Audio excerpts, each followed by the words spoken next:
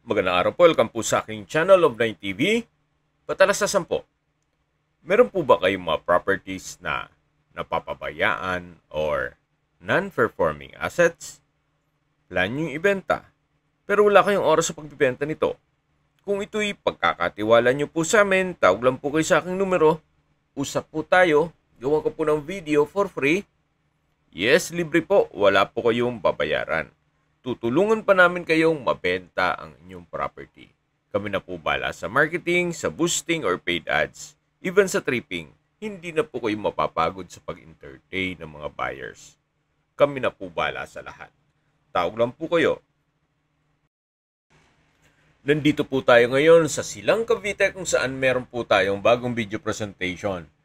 Isang residential farm lot na may total lot area na 1.2 hectares. Tungkol naman po sa dokumento nito, ito po'y tax declaration at ready na po for titling sa kung sino man ang makakabili nito. Meron lang pagbabago sa mga plano ni owner, kaya ibebenta na lang po ito. Kaya hindi na pinalipat sa kanilang pangalan. Mula po sa Barangay Road, ito po'y inner lot, kaya napakatahimik po ng lugar, sariwang hangin, at malamig po ang klima. Ito po yung nasa matas na lugar. Ang estimated elevation above sea level ay 1,304.8 feet. May access na rin po dito ng tubig, kuryente, at internet provider. Gawa ng marami na rin pong kabahayan dito at meron din pong mga resorts at events place dito sa paligid.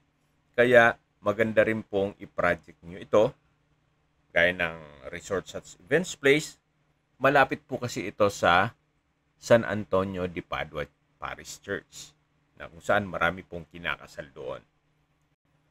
At kung ayaw nyo mang magnegosyo, pwede rin po ito para sa inyong retirement o bahay bakasyonan para sa inyong pamilya.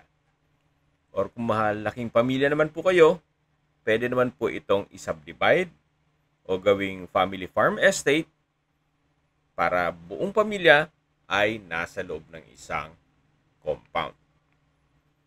Nandito na po tayo sa dulong parte ng property kung saan patag na patag pa rin po. Kaya usable po lahat. Wala pong masasayang. Meron pong nabanggit si owner sa akin na plano sana nila itong gawing subdivision or i-subdivide then i-resale. Kaya po nang sabi ko sa inyo, may pagbabago sa kanilang plano. Kaya bebenta na lang.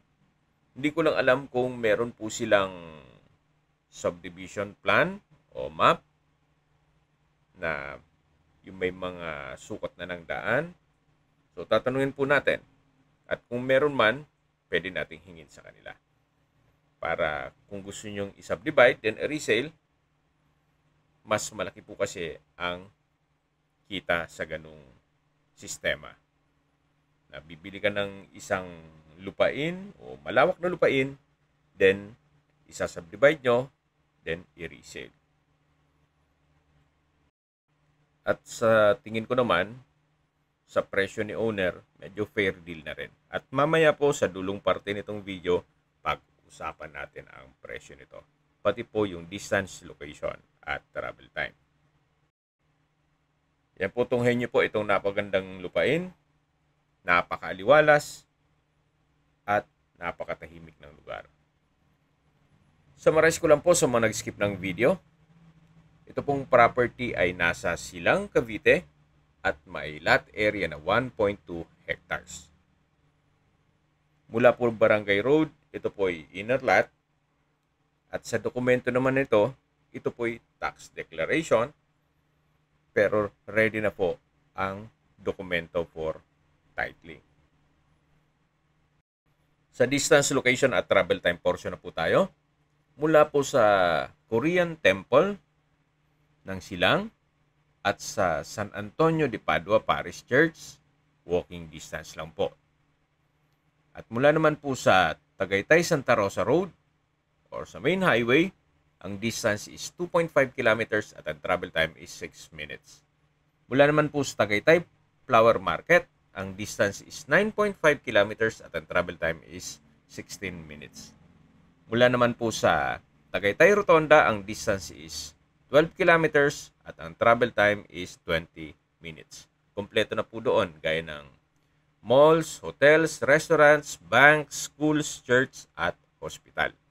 Yan po yung lagi kong binabanggit sa inyo na dapat nyo i-consider sa paghahanap ng property, yung meron pong malapit na hospital. Hindi ko naman po sinasabing sakitin kayo. Yan naman po for emergency purpose lang naman. At mula naman po sa Nuvali, ang distance is 12 kilometers at ang travel time is 23 minutes. Mula naman po sa Calac Silang Interchange, ang distance is 18 kilometers at ang travel time is 27 minutes. Ang Calax po ay connecting South Luzon Expressway, Skyway, all the way to North Luzon Expressway at ibang parte ng Metro Manila.